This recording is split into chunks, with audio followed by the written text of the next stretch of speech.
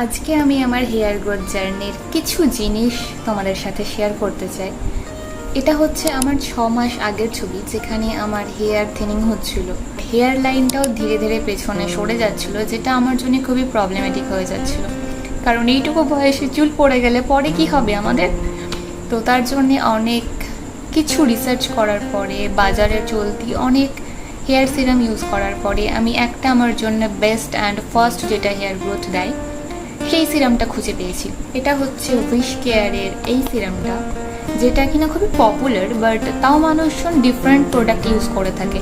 আমি bear anatomy use করেছি, রিভাইসেরও use করেছি, বাট এটার মতো রেজাল্ট আমি পাইনি। এটাকে আমি 1 মাস ইউজ করার পরে আমার হেয়ার লাইনে আমি অনেকটাই বেবি হেয়ার্স দেখতে পেয়েছি, অনেকগুলো থেকে। এটা আমার খুবই ফেভারিট হয়ে গিয়েছে, যার জন্য আমি বড় 100 ml অর্ডার করে নিয়েছি।